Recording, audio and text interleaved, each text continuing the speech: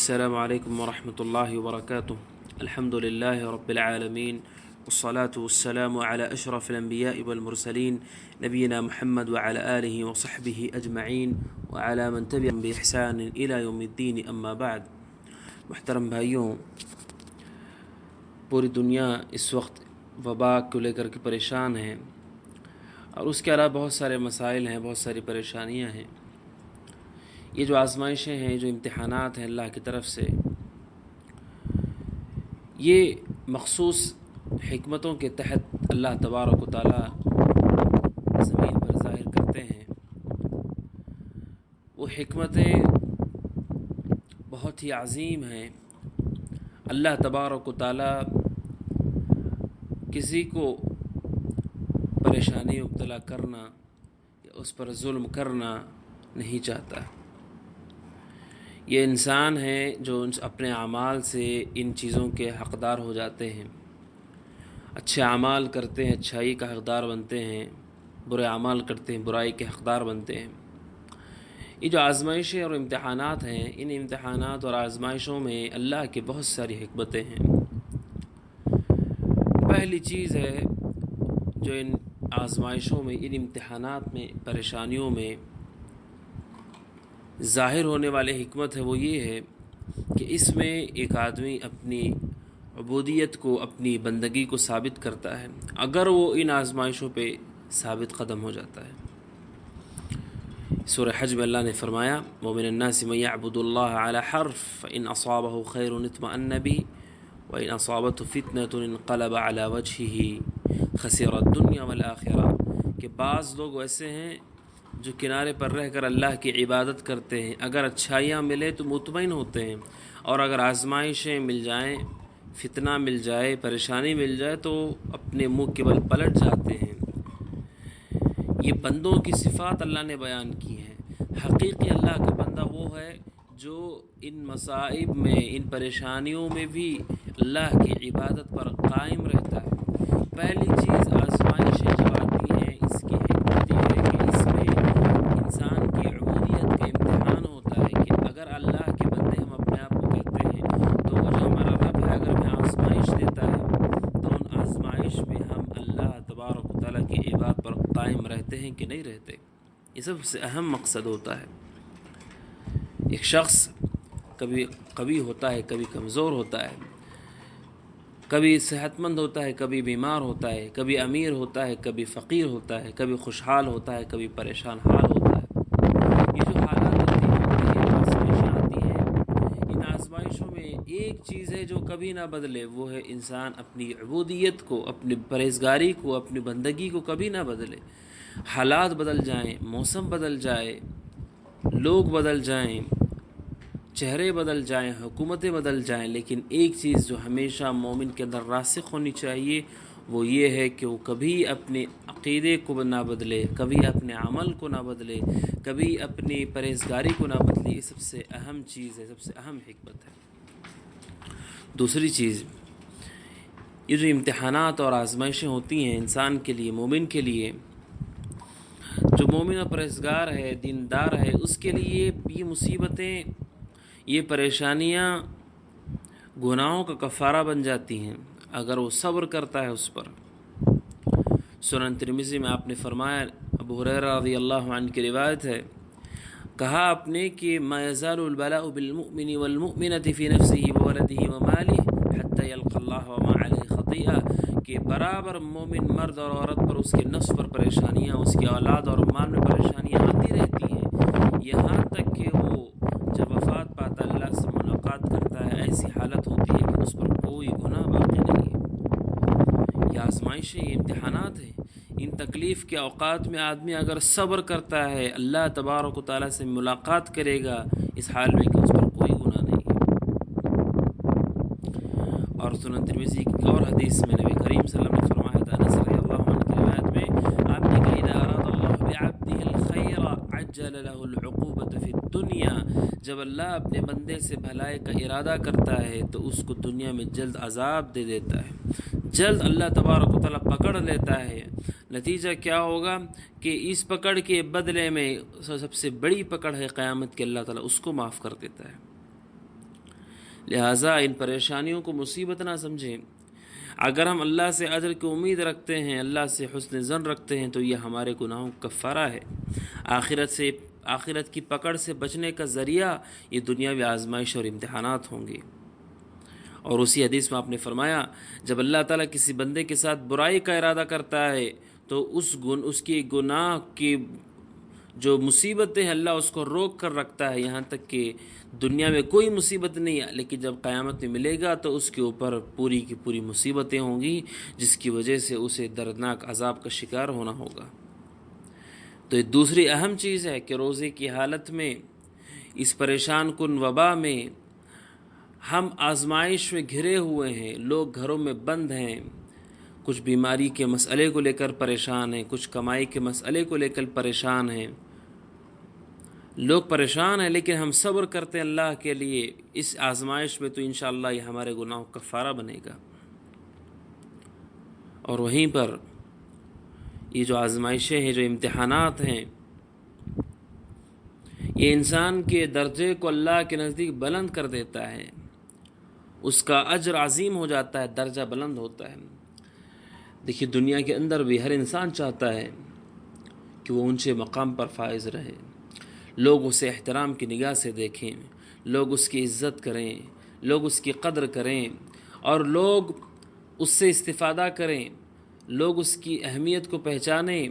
یاد رکھیے کہ دنیا اپنی اچھائی اور اپنی برائی کے ساتھ ایک دن ختم ہو جائے گی، یہاں کی اچھائی اور یہاں کی برائی ختم ہو جائے گی، یہاں کی تعریف اور یہاں کی برائی ختم ہو جائے گی۔ حقیقی منصب یہ ہے کہ اللہ کے نزدیک ہم مقرب ہوں، اللہ کے قریبی ہوں، سب سے عظیم منصب۔ اسی وجہ سے ایک بندہ مومن دنیا کے مناصب پر حریص نہیں ہوتا، وہ لوگوں کی تعریف سے خوش نہیں ہوتا، وہ لوگوں کی برائی کرنے سے تکلیف نہیں محسوس کرتا، اور نہ ہی اسے دنیاوی اونچائی کی خواہش ہوتی ہے۔ اس لیے کیونکہ یہ دنیا دھوکے کا گھر ہے، اس کا عزت والا دنیا میں ہونا اللہ کے نزدیک عزت والا نہیں بنا دیتا جب تک وہ دین اور ایمان پر نہ ہوں۔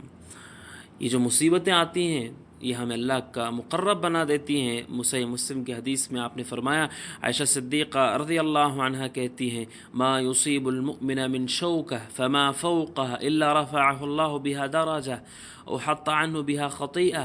کہا کہ جب ایک مومن کو ایک کانٹا بھی چبھتا ہے، سبحان اللہ، اللہ تعالیٰ کس قدر رحم کرنے والا ہے کہ ایک کانٹا بھی چبھتا ہے، اللہ تبارک و تعالیٰ اس کی وجہ سے ایک مومن کا درجہ بلند کرتے ہیں۔ کانٹا جو کہ اس راستے پر چلتے ہوئے چبھ جاتا ہے، آدمی نکال کے پھینک دیتا ہے، اس کی پرواہ نہیں کرتا، تھوڑی چبھن محسوس ہوتی ہے، لیکن اللہ تبارک و تعالیٰ کسی بھی عمل سے غافل نہیں ہے۔ اللہ تبارک و تعالیٰ کے نزدیک انسانوں کے اعمال کا پورا حساب موجود، ہر چیز وہ جانتا ہے، اس کے فرشتے ہر چیز لکھتے ہیں۔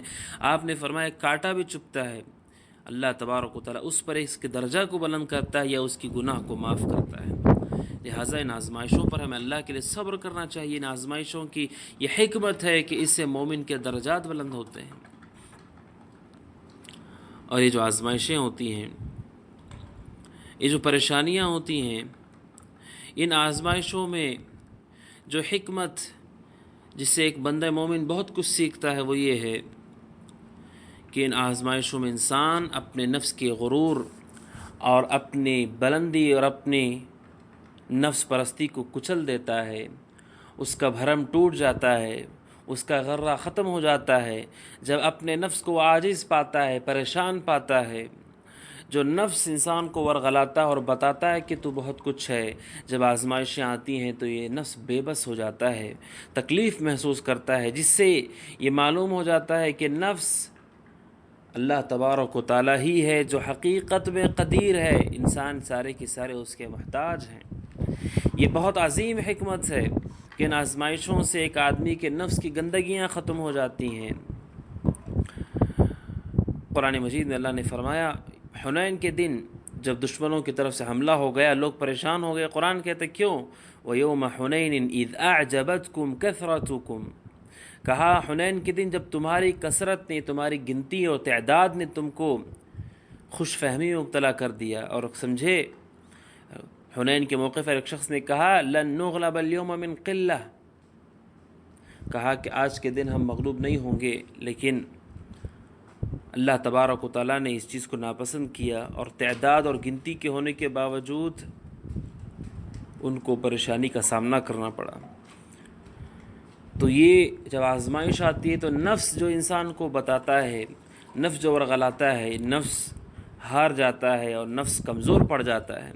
इब्न क़य्यिम रहमहुल्लाह ज़ादुल मआद में कहते हैं कि ये जो हिकमतें हैं आजमाइशों पर, उनमें से हिकमत ये है कि जब ये चीज़ें इंसान के सामने होती हैं तो इंसान के नफ्स के अंदर जो बहुत सारी चीज़ें हैं, बहुत सारे गुनाह हैं, जैसे तकब्बुर, जैसे हसद, जैसे अपने नफ्स से मुतमईन हो जाना, जैसे तहक़ीर, ये जो सारी गंदगियाँ नफ्स में होती हैं ये सब की सब टूट जाती हैं। और ये आजमाइशों का बहुत बड़ा फ़ायदा है कि इन आजमाइशों की वजह से आदमी का नफ्स पाक हो जाता है और नफ्स की ये गुनाह इंसान छोड़ देता है या टूट जाते हैं। कुरान करीम कहता है वलियुमहिस्सल्लाहु अल्लज़ीना आमनू व यमहक़ल काफ़िरीन, कि अल्लाह तबारक व तआला इन मुश्किलात और मुसीबतों के ज़रिए से बंदों के दरमियान फ़र्क करता है कि कौन है जो खालिस तौर पर मोमिन है और कौन है जो हकीकत में ईमान की कसौटी पर साबित नहीं हो पाया। और ईमान की आजमाइश बड़ी अजीम आजमाइश होती है।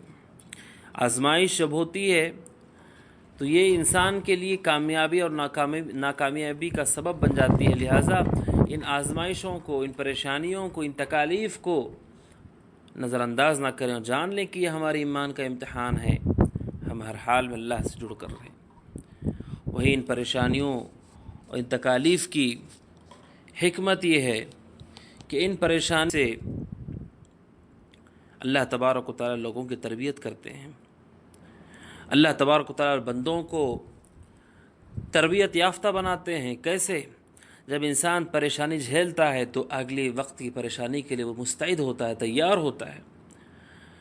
उसके अंदर बर्दाश्त करने की क़ुव्वत आती है, उसके अंदर सब्र करने की सलाहियत पैदा होती है, उसके अंदर हल करने की सलाहियत पैदा होने लगती है जब ये आजमाइशी इम्तिहानात आते हैं।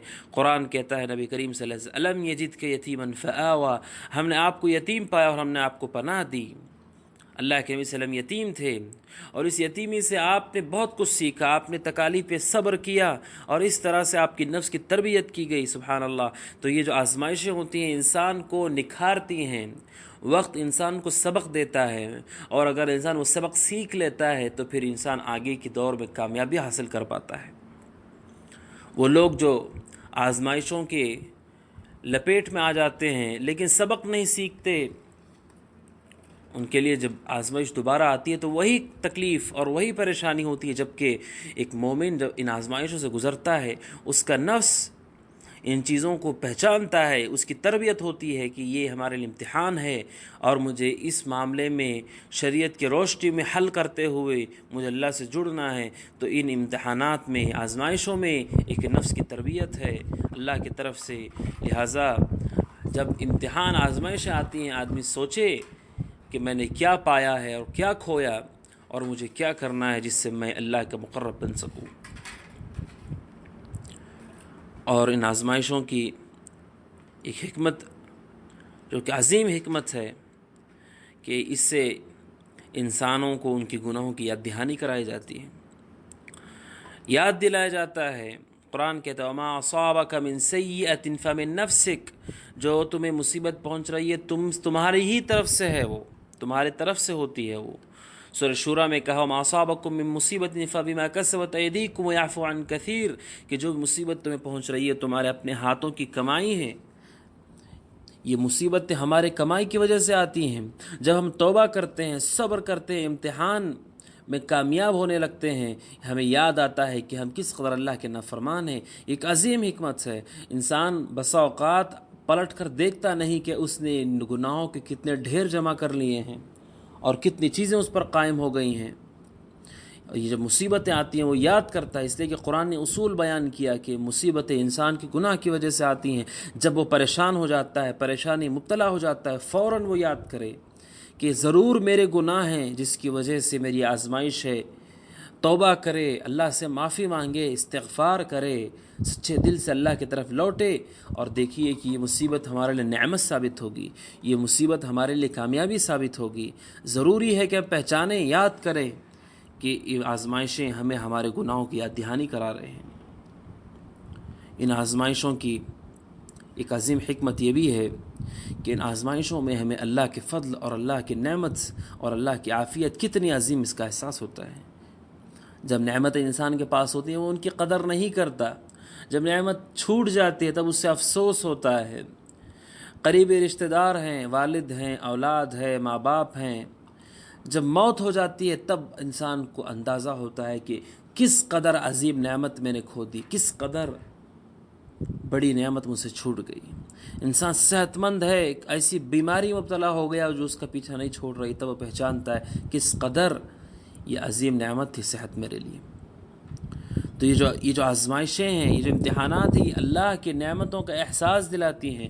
یقین جانیے کہ آزمائشوں سے پہلے ہی آدمی کو اللہ کی نعمتوں کا احساس رکھنا چاہیے، لیکن جب آزمائش آ جاتی ہے تو آدمی متنبہ ہوتا ہے ان نعمتوں کی طرف اور کوشش کرتا ہے کہ اگر یہ نعمتیں میرے پاس واپس آ سکتی ہیں، ایسی نعمتیں ہوں، تو کوشش کرتا ہے کہ وہ نعمتیں پانے کے بعد ان کی قدر کرے گا۔ انسان صحت مند تھا، اللہ کا فرما بردار نہیں رہا، بیمار ہو گیا، بیمار ہونے کے بعد یہ آزمائش، بیماری کی آزمائش میں یہ حکمت پہچانتا ہے اللہ کی، اور یہ سمجھتا ہے کہ میں فوری طور پر اللہ کی نعمت صحت کو پہچانوں، قدر کروں، اور یہ عزم کرتا ہے جب صحیح ہو جاؤں، قوی ہو جاؤں تو پھر میں اس کی قدر کروں گا۔ تو یہ بہت بڑی آزمائش ہمارے لیے رحمت اور نعمت ثابت ہوگی کہ یہ حکمت ہم نے پہچانی کہ آزمائشوں سے انسان اللہ تبارک و تعالیٰ کی نعمتوں کا احساس کرتا ہے۔ آپ دیکھیے مسجدیں بند ہو گئی ہیں، مسجدوں کے دروازے بند ہیں، لوگ اب مسجدوں کی طرف شوق رکھتے ہیں اور یاد کر رہے ہیں وہ اوقات جب لوگ امام کے پیچھے ایک صف ہو کر کے نماز پڑھا کرتے تھے، صبح شام قرآن و حدیث کا علم حاصل کرتے تھے، علماء سے استفادہ کرتے تھے، لوگ آج احساس کر رہے ہیں۔ یقین جانی میرے بھائیوں، انشاءاللہ یہ مصیبت دور ہوگی۔ خوشخبری ہے اللہ کی طرف سے کہ ہر مصیبت کے بعد آسانی ہے، ہر تنگی کے بعد کشادگی ہے۔ یہ وقت ٹلے گا، یہ وقت ہے گزر جائے گا، جب واپس ہمارے مسجدوں کے دروازے کھلیں گے تو ہم اس نعمت کا اچھے سے نعمت کی قدر کرتے ہوئے مسجدوں سے جڑیں۔ تو یہ نعمتیں ہم اس کا احساس کرتے ہیں جب آزمائشیں ہوتی ہیں۔ وہیں پر یہ جب آزمائشیں آتی ہیں تو انسان پہچانتا ہے کہ دنیا دھوکے کا گھر ہے، دنیا جس طرح دکھاتی ہے وہ ہوتی نہیں ہے، جس طرح دنیا فریب میں مبتلا کرتی ہے۔ انسان جب آزمائش میں مبتلا ہوتا ہے، تکلیف میں مبتلا ہوتا ہے، گویا کہ اس کا سینے سے وہ قید ہو چکا ہے، سینے اسے اس کی سانس پھنس رہی ہے، گویا کہ اس کے لیے سانس لینا دشوار ہو رہا ہے، گویا کہ اس کے لیے بولنا دشوار ہو رہا ہے، دیکھنا دشوار ہو رہا ہے۔ جب یہ مشکلات اور مصیبتوں کے وقت میں وہ گرفتار ہو جاتا ہے تب اسے احساس ہوتا ہے کہ دنیا متاع الغرور ہے۔ قرآن کریم نے کہا وَمَا الْحَيَاةُ الدُّنْيَا إِلَّا مَتَاعُ الْغُرُورِ، کہ دنیاوی زندگی دھوکے کا سامان ہے، دھوکے کا سامان ہے۔ مصیبتیں آتی ہیں اس کا اندازہ ہوتا ہے، لہٰذا یہ حکمتیں ہیں کہ یہ مصیبتیں آتی ہیں گناہوں کی وجہ سے، لیکن اس پہ بہت ساری حکمتیں ہوا کرتی ہیں۔ ایک مومن ان حکمتوں پر نظر رکھتے ہوئے ان آزمائشوں میں کامیاب بن کر نکلے۔ یہ حکمتیں یہ آزمائشیں ہمارے گناہوں کا کفارہ بھی ہیں، ہمارے درجات کی بلندی بھی ہیں، یہ ہمارے گناہوں کو یاد بھی دلاتی ہیں، یہ اللہ کے نعمت کا احساس دلاتی ہیں، یہ آزمائشیں دنیا کی حیثیت بتا دیتی ہیں، یہ آزمائشیں انسان کو بتا دیتی ہیں کہ حقیقی مومن ہے کہ نہیں ہے۔ ان ساری حکمتوں کو مومن سامنے رکھتے ہوئے اللہ کے آزمائشوں پہ صبر کرے اور صحیح راستے کو اختیار کرے۔ یاد رکھیں رمضان کے اس مبارک مہینے میں ہمیں خصوصی طور پر اپنی ان آزمائشوں کے معاملے میں احتساب کرنے کی ضرورت ہے کہ واقعی ہم اللہ کے آزمائشوں پہ صبر کرنے والے ہیں کہ نہیں ہیں، اور واقعی کیا ہم لوگ اللہ کے امتحانات سے ہم واقعی طور پہ وہ سبق حاصل کر رہے ہیں جو سبق حاصل کرنا چاہیے، کہ اس کا ایک مقصد ہے کہ لوگ اللہ کی طرف لوٹیں۔ قرآن کہتا ہے وَمَا نُرْسِلُ بِالْآيَاتِ إِلَّا تَخْوِيفًا، ہم نشانیاں بھیجتے ہیں تاکہ لوگ ڈریں۔ قرآن نے ایک مقام پہ کہا لَعَلَّهُمْ يَرْجِعُونَ، تاکہ لوگ لوٹیں اللہ کی طرف۔ تو مقصود یہ ہے کہ ہم لوٹیں، اللہ کی طرف رجوع کریں۔ اگر ہم رجوع کرتے ہیں تو پوری طرح کامیابی ہے۔ اللہ تبارک و تعالیٰ سے دعا ہے کہ اللہ تبارک و تعالیٰ ہم سب کو مصیبتوں سے، مشکلات سے دور رکھے، اور جب آزمائشیں آئیں اللہ ہمیں صبر کی توفیق عطا فرمائے اور ہمیں کامیاب فرمائے، آمین۔ السلام علیکم ورحمۃ اللہ۔